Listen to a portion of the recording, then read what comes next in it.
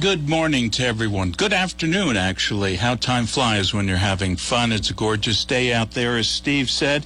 And we've got a special little program for you today. With me is Joe Herrick from Tucson Asphalt Contractors. How you doing, Joe? I'm good. Chet, thanks for inviting me. I appreciate this. Well, you know, you've got a product, or I should say Tucson Asphalt has a product which I think is, as it's called out in the world, a disruptor. And I think it's a product that is perfect for Green Valley and Sarita and southern Arizona for a number of reasons. But we've got a lot of pavement in Sarita and Green Valley for sure. Yeah, in fact, everyone does. It's funny, the history of asphalt, you know, in the United States, just real quick, is, you know, during the 50s, 60s, and 70s, everyone was building roads, brand new roads. And in the 80s and 90s and 2000s, we were doing a lot of adding capacity, making them wider. And now it's all coming home. We need to maintain these roads now. How do we do it? And there's been methods that have been used for 20, 30, 40, 50 years. And we've come along with something that is to, you know, evolve the maintenance. And that's what we call green asphalt. Now, green asphalt can be described how, Joe? Obviously, it's not green unless it's St. Patrick's Day. But, and that's coming up soon, isn't it? Yes. And paint all your roads green, but we won't go there. What is green asphalt actually composed with? In fact, it's green asphalt, which is a thin lift asphalt. It's 1 inch thick, and it goes over existing asphalt. And it's made with binders, asphalt materials, polymers, and rubber. Well, in fact, we use a lot of rubber products and polymer. And it's a patent-pending design that we started putting together back in 2005. And our first project was in 2006, which still stands today. Mm-hmm. And the neighborhood is very happy with it. It's up on the northern part of the city of Tucson in the foothills. But you know, rubber has been used in tires. They started experimenting about 1920. Didn't go well. But in the 1960s, up in the Phoenix area, they started using it, and it's evolved. But we've evolved it where it's specifically designed, where it's very thin, 1 inch. We put a lot of polymers in it. And you might explain what polymers are. Polymers are like a plastic. Let's just call it a plastic for now. And what allows with the rubber and the polymers, you get this give and take with this asphalt. The one road we've built in, that we overlaid in Bisbee. In Bisbee, we've been watching it for 2 years now since we put it down.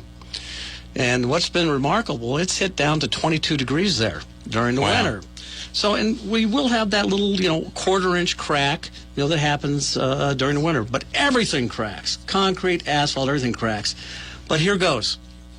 When it heats up, you start driving over it, it mends over on itself. But that's what makes it so unique. In fact, we're crossing our fingers, and I was just in Bisbee yesterday, that we might just be back there again in the late summer. So they're very happy with that product, and they're a very good reference for us. And we'll talk about some of the roads that have been using green asphalt, specifically here in Sarita. But let's talk about, in terms of the green asphalt, it's an overlay versus a brand new project. And Correct. If you can explain how a road is built, not too complicated because I'm not the brightest guy in the world here, but when you put down the first time road, you cover dirt with asphalt, how does that go? Okay. We all have our roads that were in our new development or a new city street or a county street, and usually you have to prep the soil, make sure you have a firm foundation, and then you have to, you know, put your asphalt over it. And I've simplified that, but this is because we only have about 28 minutes left. But this is where the green comes in, historically. And sometimes roads are ignored for, let's say, decades. 10 years, 15 or 20, 25.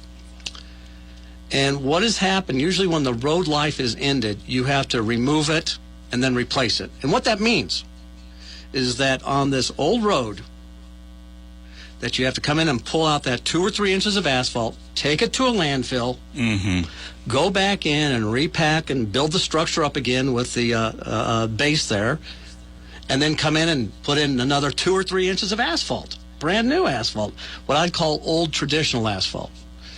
This is the significant change with green asphalt. If your street has good structure, and that's easy to tell, any good engineer, paving contractor can tell you, and it has line and grade, that's where the green comes in. And it's only a 1 inch mixed design. So think about it.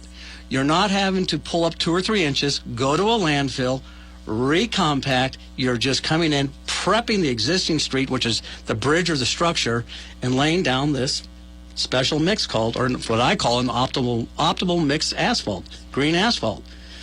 Now, you sound like the Dr. Scientist of asphalt here, Joe.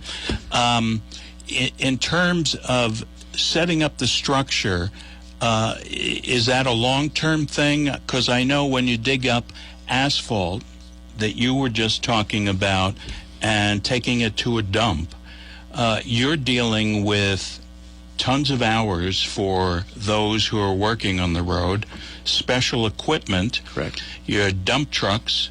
I mean, it goes on and on before you even get to rebuilding the road. That's correct. That is correct. And in fact, that's why a lot of the HOAs that we've used green asphalt in, we're not going in there and pulling everything up.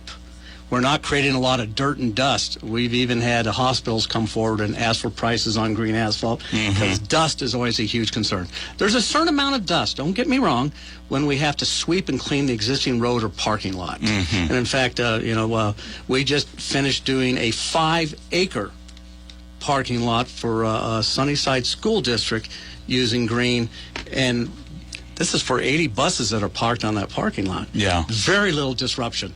Very little disruption. And as you can imagine, they're pretty busy. So the time to reconstruct a road versus an overlay for green asphalt, how much can you save on something like that? Chet, I'm so glad you asked that question. Surprisingly. I might just have something here in front of me. Let me give you an example. Let's go back to Bisbee. Okay. We did... Bisbee's a nice little town, by the way. Well, I went on my honeymoon there 25 years ago. Really? Yeah. That may be a first. Oh, heck with Hawaii. In fact, with Bisbee, this was in June of 2018, and they went out and got a price on a traditional pulverize, remove, and replace, which we just talked about. And this came in at $1.1 million. And then with a 1-year warranty. 1 year? 1 year. We came in with our green asphalt at $456,977 with a 4-year warranty. And I'll repeat that. $1.1 million, 1-year warranty, green asphalt, $456,977, 4-year warranty. And we're very happy with the way that business venture went down for us. Now, some people will say if it sounds too good to be true, it just may not be true. And with prices like that and extension of warranty, why does green asphalt stay in such good shape? It goes back to the mix design, that optimal mix design. And in fact, because no one else has done it.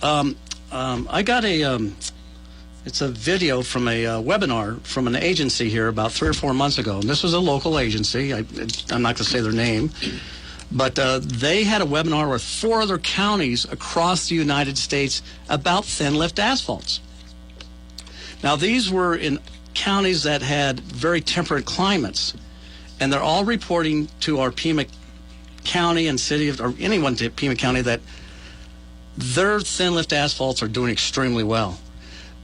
That gets back to us, and that just tells you we're the only ones who have done the research and development since 2004, 2005 with this design here.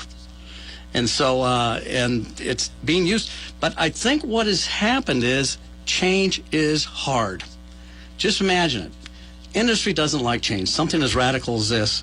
And I don't know about the material makers, but think about it. We are changing the landscape of how roads are maintained. I didn't say built, maintained. Mm-hmm. And now's there's been a lot of challenges to, are we keeping our roads in good shape? And I would think it would be a perfect time for any asphalt company. But now that you have the Green Asphalt, it's trademarked, it's been approved. By the way, let's talk about one of the roads in Green Valley here, and what Green Valley thinks of Green Asphalt, or Sarita thinks of Green Asphalt. Just work with me, Joe. I'm old and senile. The project is from the town of Sarita, and that's 2 years ago this summer that we did La Vella Road with Green Asphalt. We were called in by their public works director and the staff and their procurement department to talk about the green. We did that project, like I said, I think it was May of 2018. So you're coming up on 2 years. And there. here goes. On that particular project, we saved the town of Sarita 30 to 40%. And that's a nice big savings for an agency. They get to go spend that money on some other roads that need light maintenance or really need to just be replaced completely. In fact, I think we're going back again to Sarita to do some roads there. In fact, in the article in the Community Quarterly, you do have a quote from the Public Works, people saying they are moving forward with that. Yeah, when I spoke to Beth, she said they're going to move forward to get some other roads done.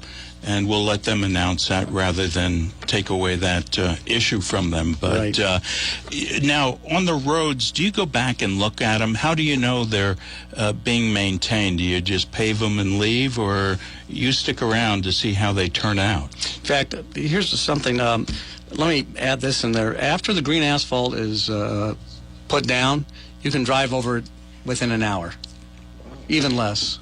That's what happened when we did Bisbee. It's what we did with Sarita. You can drive on these roads right away. Gosh, Chet, what was the second or first question? I've forgotten also. Do you check them? Yes. In fact, we go back and check these roads once or twice a year. Mm-hmm. We will drive and go out and take a look at them. And when the 4-year warranty comes up, we're out there looking at it. And those that you did previous to the 4-year warranty, are you finding that some are lasting 5, 6, 7, 8? Gosh. You have the oldest one again is 2006, and that is the road I will take any agency, city council, engineer to show. That is the highlight of my tour when I take people around to look at Green Asphalt, because it's still standing. The 14 only thing years. Yeah. The only thing that's been done to that road is some crack seal. That was it. And we didn't do the crack seal, and we honestly believe that they didn't need to have it done, but they did. But anyway, it's still standing strong. In fact, if you were to go on YouTube, look for Green Asphalt, you're going to see the president of this association talk about the Green Asphalt in about a 2-minute clip. Is that the Hacienda del Conde? That's correct. And if you want to drive down yourself, I know you want to do the tour, but if people want to look at it, from an environmental standpoint, have you done an analysis or comparison of what you get when you mill and then use new asphalt versus a thin overlay of green asphalt? Yes. In fact, and before I start babbling on too much and get too technical, if you were to go to our website, www.Tucson Asphalt, you will see a breakdown on exactly that, how many square foot. In fact, there's an advertisement in your local paper here that breaks it down. What we save on tires. The CO2 emissions are phenomenal. The biggest, I think this is correct, the biggest emitters of CO2 in the world are the manufacturing of concrete and asphalt. So think about it. We are not out there making more and more asphalt where we can use our thin lift using a 1 inch, throwing in the polymers and the rubber. Now, do you make this here in Tucson? Patent pending. Yeah. Okay. But here goes. Well, do you have the Coca-Cola formula? Yes, it's hidden under my bed. We have non-disclosure agreements with our suppliers of material, and we only use one material. And just to really push home the credibility of the green, we have a geotech engineering company, a guy who has his degree in engineering and materials. He checks our asphalt at the plant before it's dumped in the truck. We check the asphalt before we put it in a paving machine, and then we check it after it's put down. In other words, it's meeting all our specifications. So, and that's written down, pictures, the whole 9 yards. Yep. Now, Tucson Asphalt, and I'll sort of move backward. I should have probably said this in the beginning. This is not all Tucson Asphalt contractors handle. No, we do chip seal, we do crack seal. In fact, we're really kind of a specialized paving contractor in that I would say, all the new site developments that are going on here in Pima County, we probably do 50% of the paving on them. Wow. You'll get a contractor who will go in there and put the utilities in, but then they will have us do the paving. And I think I'm being low on that number. I could be. We do a lot of the overflow work for what I'd call the big legacy road building companies here in Tucson. That means you work as a subcontractor? They can't get to it. They hand it off to us. And that's highway projects, main arterials. In fact, yeah. And in fact, we're kind of the go-to if, hey, we got way too much work and we've got some I-10 work to do. Or we've got to get Silver Bell paving done. And in fact, we're now paving La Cholla Boulevard. We're not the general on it, but we've been asked because of our expertise and history. In fact, I'd like to say the average age of I'm going to say the people who estimate our superintendents is probably about 156 years old. Now, that's a joke, but I'm going to tell you, most of all the people, that includes me, we have a lot of gray hair. There's a minimum of 40 years of experience from the estimating to managing that job. Now, just per person. Yes, as a side story here, how does one get into the asphalt business? I don't think I see any colleges going, you can get a degree in asphalt, engineering, yes, of course, in those, but asphalt seems to be a pretty big niche. It is. You got to have we have the engineers. We have some engineers who work for us in this estimating. There's probably 10% maybe in the office, 5%. It depends on the size of the company. But I'll tell you what, it's that field work out there. The guys who do the labor, the guys who some of them have a college degree, some of them have their a high school degree, they don't. But that's where I'm going to say the guys out in the field. In fact, I've not given them the recognition they deserve. This is back-breaking work. Not to mention hot. Hey, here goes. On this green asphalt, because it's like bubble gum. It is so thick. Have you ever gone down a road and you see the guys with the rake? Yeah. I want you to pretend go rake bubble gum with green asphalt. Oh. And that's why we can only put it down. It's a very seasonal asphalt. Yeah. We have to have some really good heat on the ground. We can't lay it down in the fall or the winter. We can't put it down because it's so thick. And we have to have control over it. And we have some ways that it has to be rolled also. You just don't put a roll over it and vibrate it down. We have an optimum design on the vibration of all the rollers and equipment. Now, so you need your special equipment to make sure that it comes out flat? Is that, yes. A little confused on that. Here goes. As soon as, let's say they go to the plant, the asphalt is dumped into a truck or, put into a truck. The truck goes out to the job site. It's dumped into a lay-down machine, which is a big box it's on tracks, and the asphalt goes through it, and it lays it down 1 inch thick. Following behind that lay-down machine are the rollers. And with green asphalt, you have to hit it immediately. You don't wait any time. You have to hit it right away because it sets up really fast. That's why you're able to drive on it so quickly. That's interesting there. Now, you deal with a lot of HOAs, the county, the towns. You mentioned Bisbee, Sarita, Green Valley. What's the reaction been over the years? It's been very positive. We've I'm trying to think of anyone. It's been extremely positive. And in fact, we're getting more and more people asking about it. In fact, I'm in charge of seeing what our website looks like behind the scenes. In other words, how you guys probably track a lot of your business here. Yeah. Our website in the last 2 years is picked up tremendously on the green asphalt section of it. And in fact, we are now getting hits from the East Coast and West Coast about it. Wow. Yeah, because it's reaching out that far, and I think that's through our business site through Lincoln. But we're getting a lot of interest in it. Now, in terms of the reaction from the county, have you been able to show them the benefits so they can save our tax dollars? Yes. In fact, I'll tell you what, the county has been really proactive, as everyone knows, especially here in Green Valley, about maintaining the roads. Remember, we're talking about the 3 phases, building new capacity. Now it's all maintenance time.